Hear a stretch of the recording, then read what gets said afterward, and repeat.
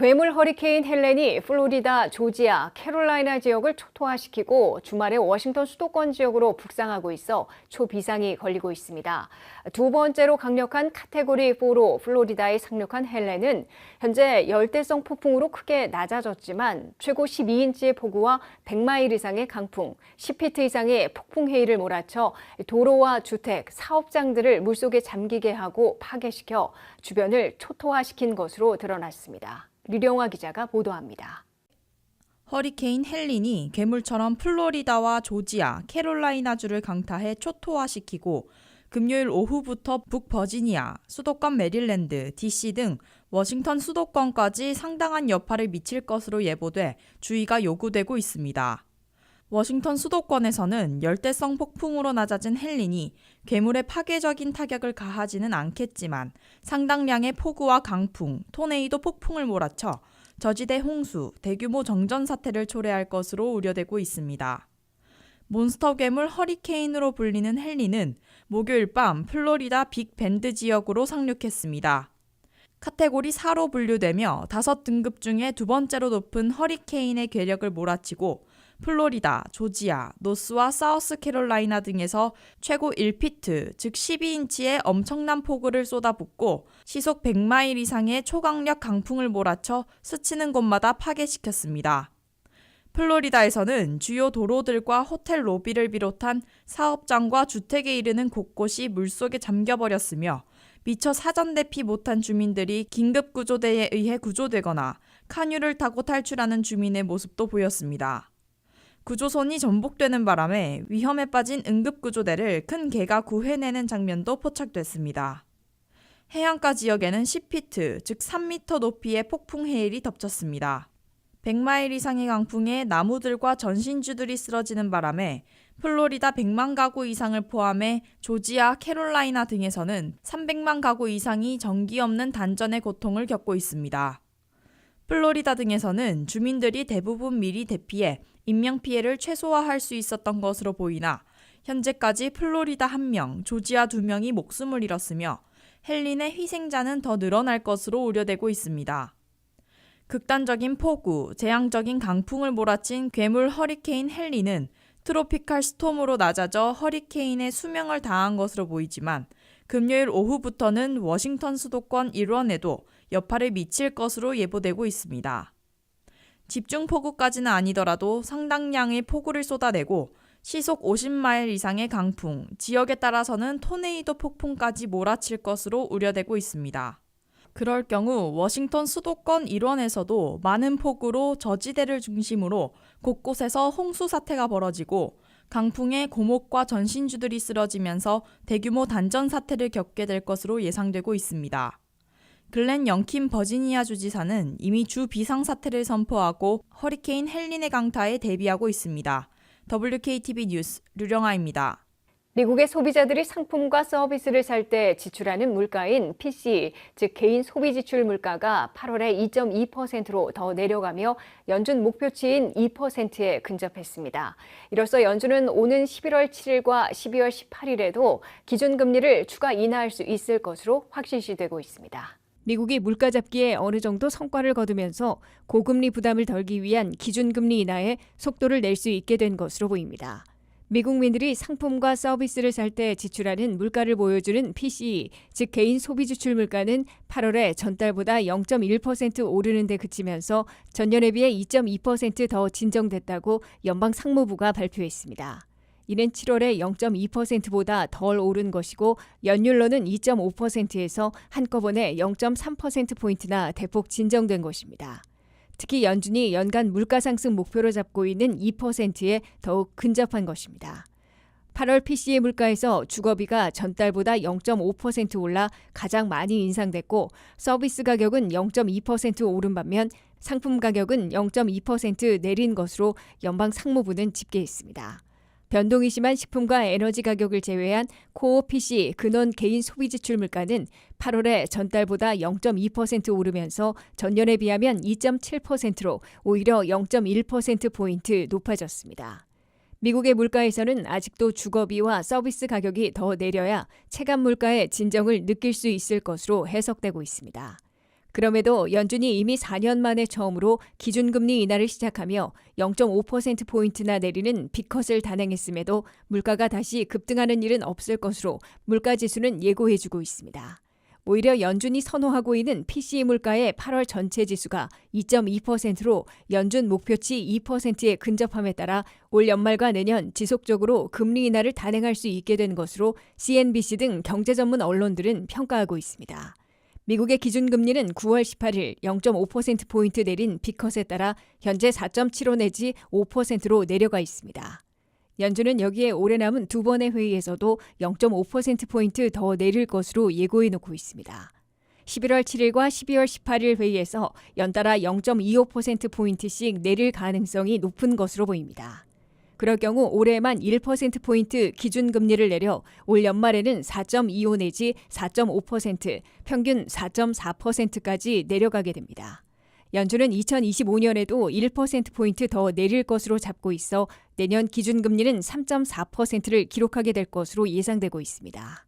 미국 내 20대 대도시들 가운데 8곳의 7월 집값이 마침내 내리기 시작한 것으로 나타났습니다. 샌프란시스코, 로스앤젤레스, 시애틀을 비롯한 서부 대도시들의 집값이 하락하기 시작한 반면 뉴욕시와 워싱턴 DC 등 동부 대도시들은 여전히 오르고 있습니다. 미국의 주택시장이 모기지 이자율의 급등으로 거래는 한산한 반면 집값만 오르던 악순환에서 탈출하려는 조짐을 보이고 있습니다.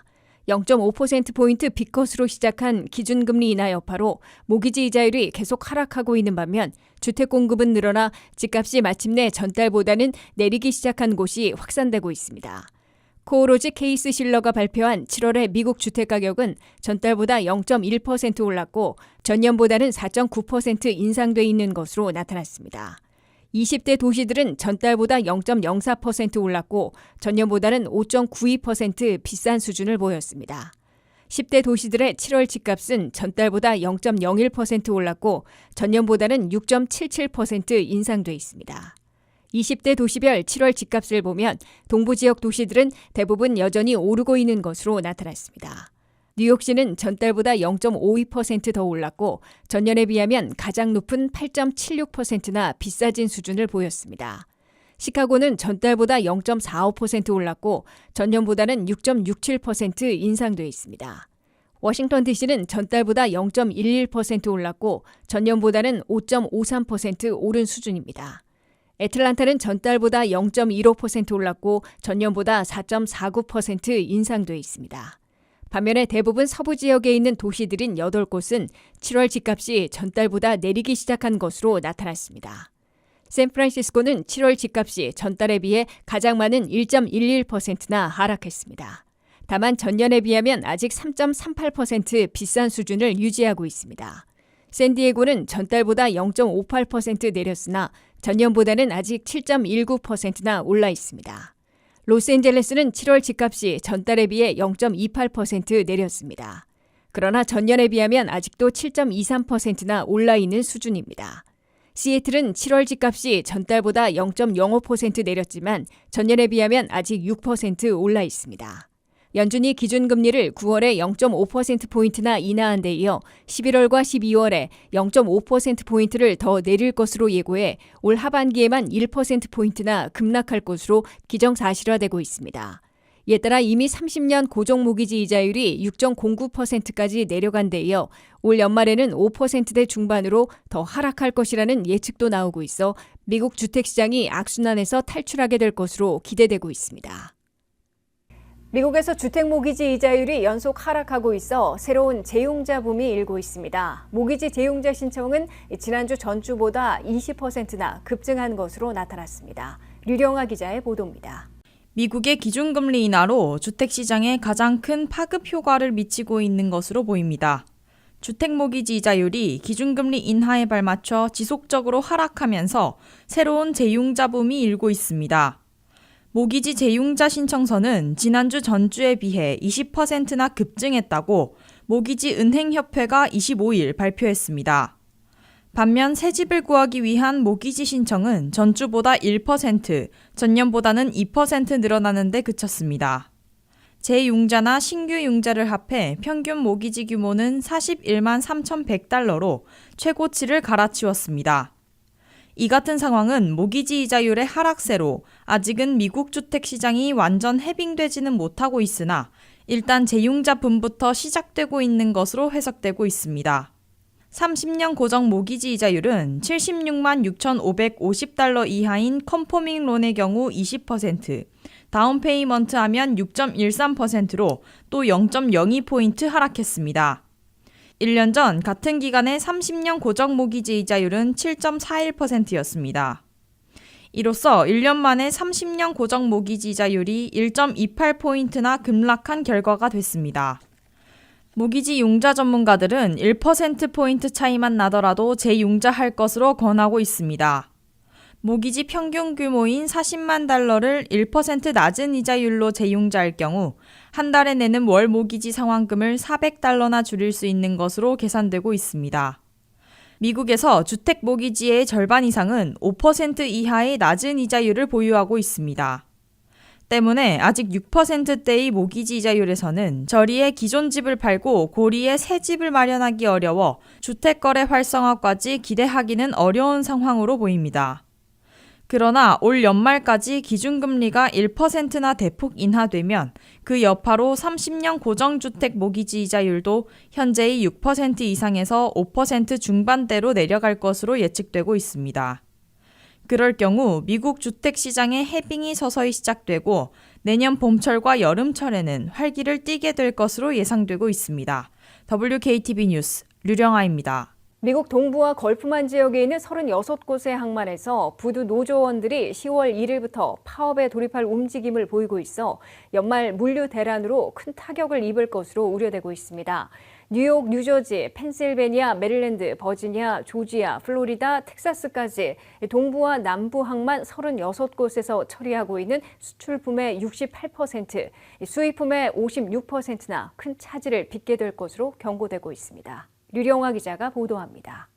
미국의 수출입 물동량의 절반 이상을 다루고 있는 동부와 남부 지역 항만에서 부두 노조의 동맹 파업이 임박해지고 있어 초비상이 걸리고 있습니다.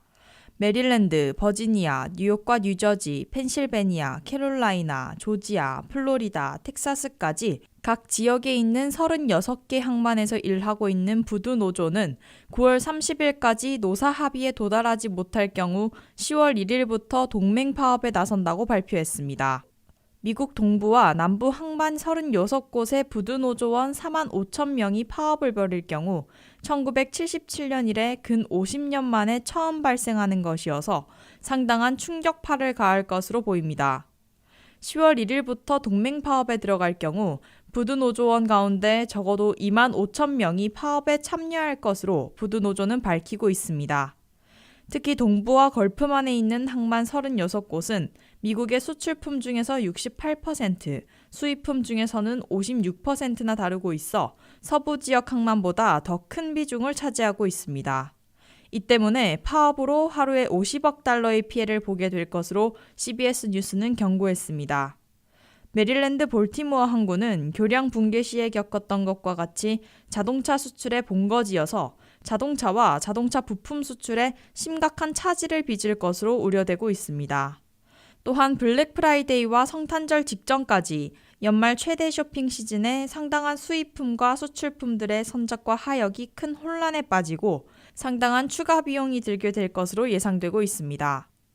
연말 대목을 기대하고 있는 각계는 서부 항만으로 코스를 바꿔야 하는데 일부는 추가 처리할 수 있으나 전량을 처리하기 어려워 상당한 차질과 지연 사태를 겪게 될 것으로 보입니다.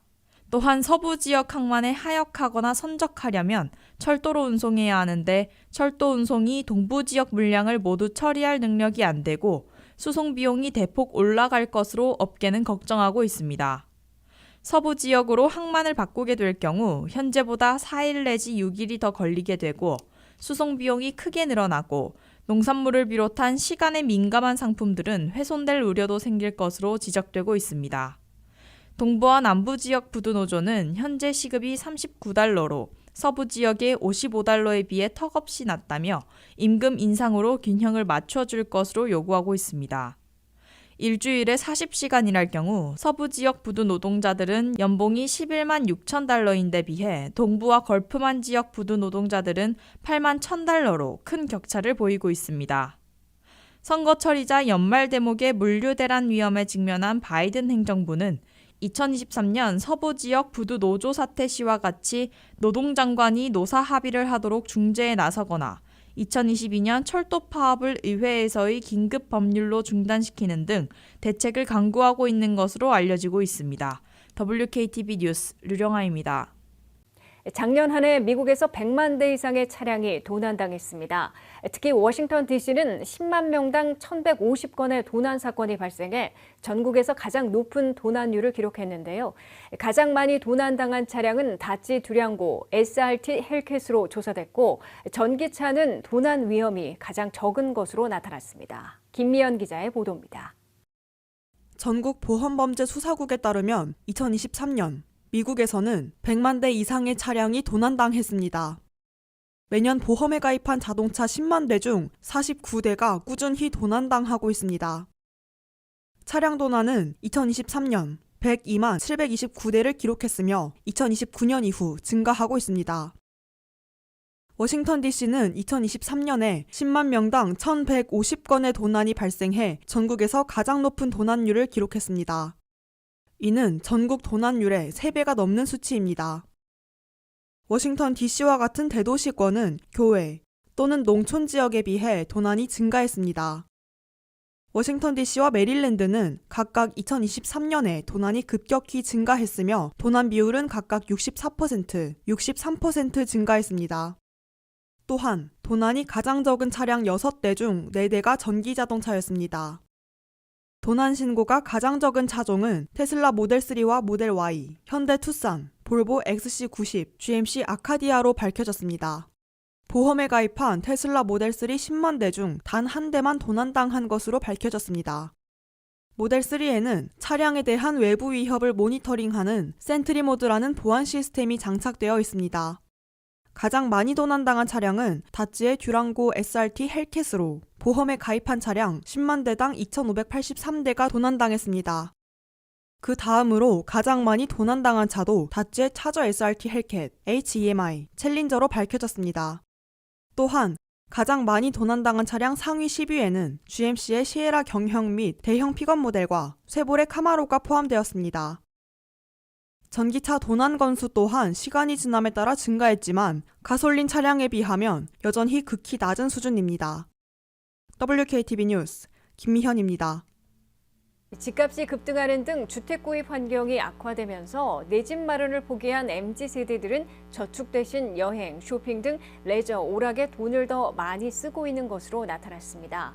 이에 전문가들은 MZ세대들의 소비 습관이 파멸적인 지출을 불러일으키고 있으며 가난해질 첫 세대가 될 것이라는 평가와 우려를 나타냈습니다. 류령아 기자의 보도입니다. MZ세대가 가난해질 첫 세대라고 평가받고 있습니다. 일부 젊은이들은 저축 대신 여행이나 의류 등 기호를 충족시키는 부분에 돈을 많이 사용하고 있는데 이러한 추세는 소셜미디어에서 파멸적 지출로 특징 지어지고 있습니다. 파멸적 지출이란 비관적인 경제 상황과 미래에 대한 비관적인 감정으로 인해 사람들이 무심코 쇼핑을 하는 것을 말합니다. 킹스 비즈니스 스쿨의 금융학 수석 강사 베크스트롬은 젊은이들이 온라인을 사용하며 타인과 비교하고 끊임없이 나쁜 소식을 받는 것처럼 느끼기 때문에 이러한 일이 발생한다고 말했습니다. 또한 MZ세대들은 나쁜 감정을 나쁜 지출 습관으로 전환한다고 베크스트롬은 덧붙였습니다. 또한 지금 자라나는 세대는 아주 오랫동안 부모보다 더 가난해질 첫 번째 세대라며 부모가 이룬 것을 결코 이룰 수 없을 것 같은 느낌을 젊은 층들이 받고 있다고 설명했습니다. CNBC의 국제금융보안조사에 따르면 전 세계 성인의 36.5%만이 자신이 부모보다 재정적으로 더 잘 살고 있다고 생각하는 반면 42.8%는 실제로는 부모보다 못 살고 있다고 생각한다고 전했습니다. 특히 집을 살 돈을 모으는데 시간이 많이 걸리기 때문에 차라리 새 차, 명품 옷, 여행 등에 투자한다고 설명했습니다. 이러한 현상은 미국에서만 발생하는 것은 아닙니다. 콜롬비아에 거주하는 28세 여성은 재정적으로 어려움을 겪었지만 높은 인플레이션과 정치적 불확실성 때문에 돈을 저축하는 것이 오히려 비합리적이라며 오히려 수입이 적어도 옷과 여행에 돈을 더 많이 썼다고 말했습니다. 또한 이러한 지출을 보이는 사람들은 주변에도 흔하다고 덧붙여 설명했습니다. WKTV 뉴스 류령아입니다. 연방정부와 대형 약국이나 약품 공급사들이 심한 당뇨 환자들이 사용하는 인슐린 가격 폭리를 놓고 격한 논쟁을 벌이고 있습니다. 연방정부가 이들 대형 약품 공급사들이 중간에서 인슐린 가격을 폭등시키고 있다고 공개 비난하고 나서자 3대 회사들은 메디케어 월 한도인 $25 이하에 판매하고 있다며 강력 반박하고 나섰습니다. 김미연 기자가 보도합니다. 수백만 당뇨 환자들이 구입해 사용하고 있는 인슐린 가격을 놓고 연방정부와 3대 대형 약품 공급사들이 격한 논쟁을 시작했습니다. FTC, 즉 연방교역위원회는 3대 약품 공급사들이 처방약의 80%나 다루면서 중간에서 인슐린 가격을 급등시켜왔다고 비난하고 적절한 조치를 취할 것으로 예고했습니다. FTC는 심한 당뇨를 앓고 있는 환자들이 구입해야 하는 인슐린 가격은 중간에서 3대 대형 약품 공급사들이 급등시키는 바람에 환자들에게 막대한 타격을 입혀왔다고 지적했습니다. 미국 당뇨협회에 따르면 미국의 인슐린 가격은 2017년부터 2022년 사이에 24%나 급등했습니다. 특히 인슐린 단가로는 다른 선진국 33개국 평균보다 무려 900%나 비싼 것으로 드러났습니다.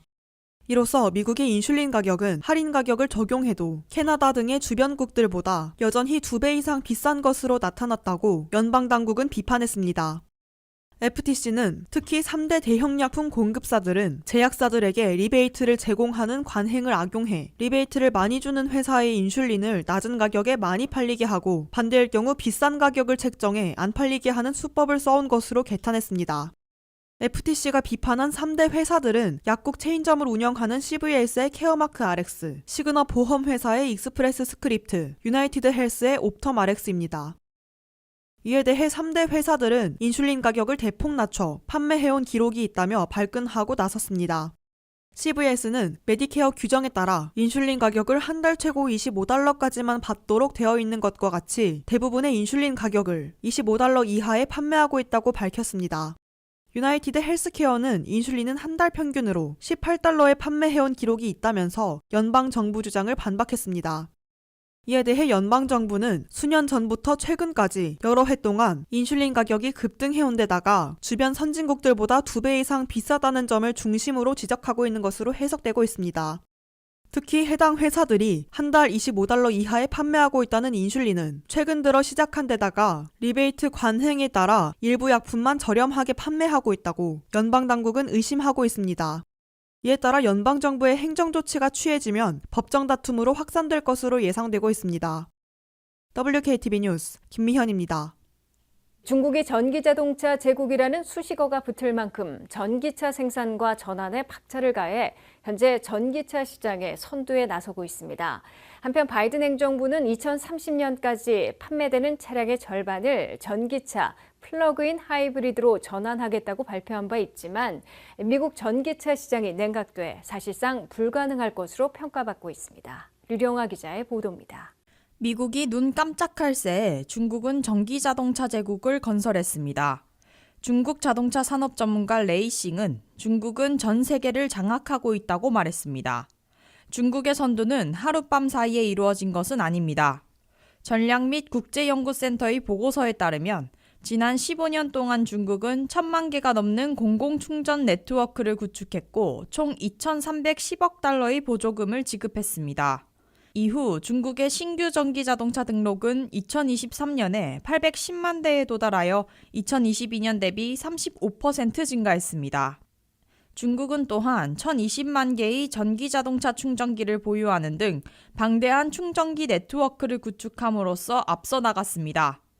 게다가 중국이 지닌 결정적인 이점은 원자재에 대한 접근성인데 국제에너지기구는 2030년까지 전기차 및 배터리 생산의 핵심 투입물인 흑연의 90%와 정제된 희토류의 77%가 중국에서 생산될 것으로 추정하고 있습니다.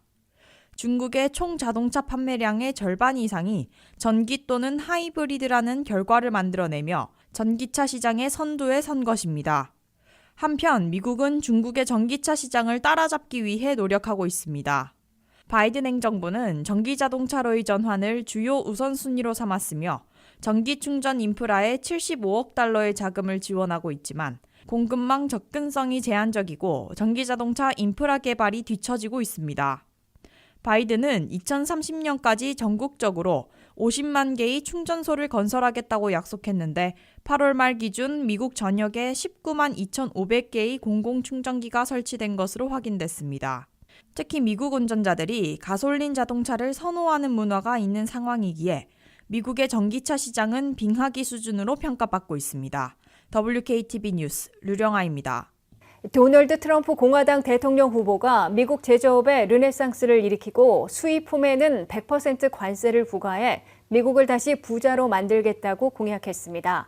트럼프 후보는 미국에서 물건을 만드는 기업에 대해선 저율의 세금과 거의 규제를 없애는 혜택을 줄 것이지만 다른 곳에서 만들어 미국에 들어오려는 수입품에는 100%의 관세를 물릴 것으로 밝혔습니다. 보도에 한면태 기자입니다.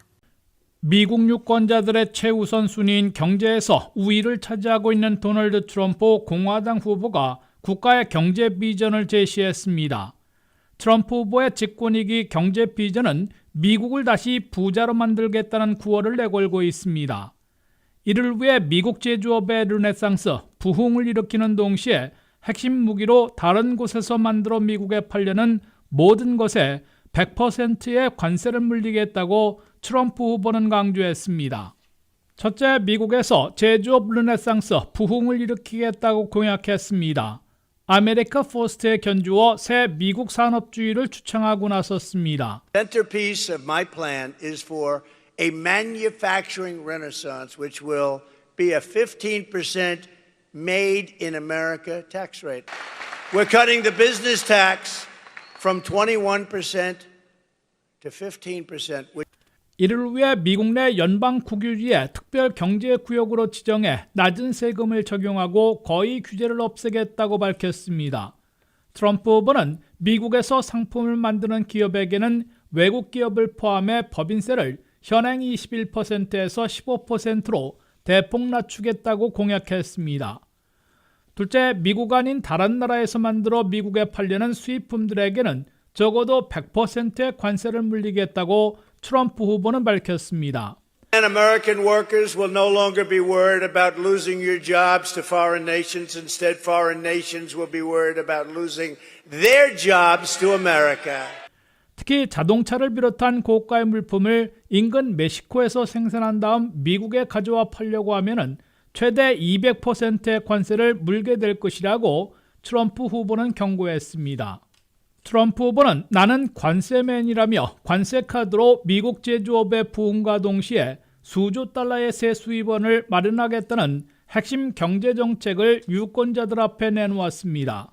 트럼프 후보의 같은 경제정책 공약은 당근과 채찍을 동시에 구사해 미국의 제조업을 부흥시키고 각종 세금 감면에 필요한 10년간 수조 달러의 새 수입을 늘리려는 보관으로 뉴욕타임스는 해석했습니다.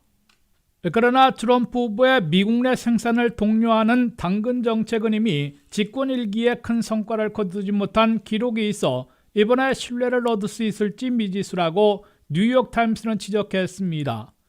한국과 대만 등 외국 기업들은 관세 폭탄을 피하기 위해 미국 내 생산 공장을 확충해 왔으나 미국 기업들은 인건비 때문에 멕시코나 동남아 등지로 나간 것이어서 아무리 특혜를 주더라도 미국으로 되돌아올지는 불투명하다는 지적입니다.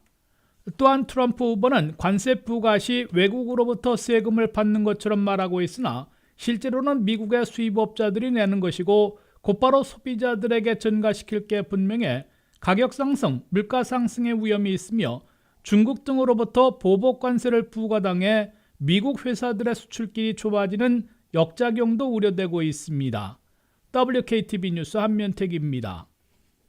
해리스 민주당 대통령 후보는 미국의 전진이라는 구호로 제조업과 미래산업, 일자리 창출과 모든 근로자들의 기회 창출에 1,000억 달러를 투자하겠다는 실용주의 경제 비전을 제시했습니다.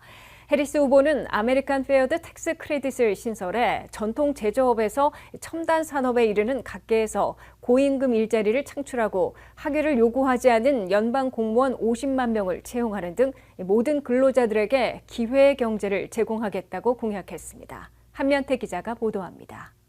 미국 유권자들의 최대 이슈 경제 문제에서 신뢰를 얻기 위해 카말라 해리스 민주당 대통령 후보는 미국의 전진, 실용, 실천주의 구호를 내걸고 전통 제조업에서 미래 첨단 산업에 이르는 각 분야의 일자리 창출과 혁신을 위해 10년간 1,000억 달러를 투자하겠다는 경제 비전을 내놓았습니다.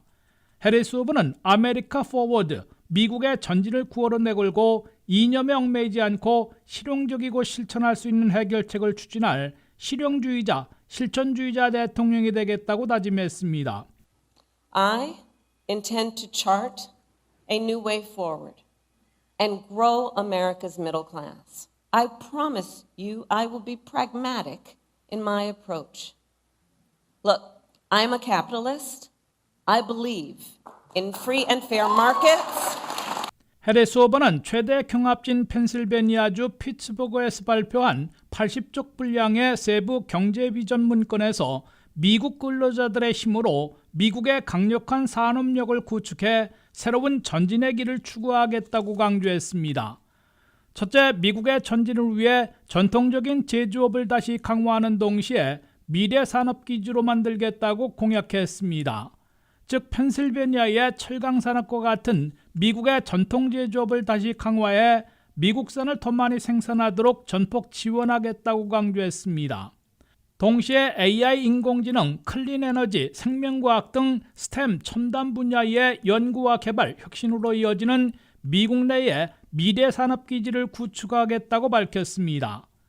둘째, 아메리카 포워드 텍스 크레딧을 신설해 각 분야에서 미국산 제품을 생산하며 일자리를 창출하고 혁신을 추구하며 미래 산업을 발전시키려는 곳에 세제 혜택을 제공하겠다며 이에 10년간 1,000억 달러를 투자하게 될 것으로 해리스 후보는 약속했습니다. You know, there's an old saying that the best way to predict the future is to invent it.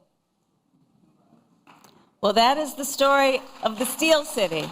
이에 필요한 1,000억 달러의 재원은 대기업들이 해외에서 벌어들이는 수익에 대해서는 지구촌 공통으로 최소 15%의 세금을 내도록 하는 글로벌 미니멈 텍스를 실행해 마련하겠다고 제시했습니다. 셋째, 미국의 모든 근로자들이 대졸 학위가 없어도 기회를 잡을 수 있게 기회의 경제를 추구하겠다고 해리스 후보는 밝혔습니다. 학사학위가 없어도 일하는 기회를 확대하기 위해 학위를 요구하지 않는 연방 공무원 50만 명을 채용해 민관으로 확대시키려 시도하겠다고 밝혔습니다. 각종 직업훈련을 활성화하는 동시에 스템, 즉 과학기술, 공학, 수학, 첨단 분야의 교육도 전폭 지원하겠다고 제시했습니다. 경제정책에 대한 미국민 유권자들의 평가는 트럼프 후보가 우세한데 트럼프 대 바이든 시절에는 20포인트 이상 차이가 났으나 현재 트럼프 대 해리스 대결에서는 8 내지 9포인트 차이로 좁혀진 것으로 나타났습니다. WKTV 뉴스 한면택입니다.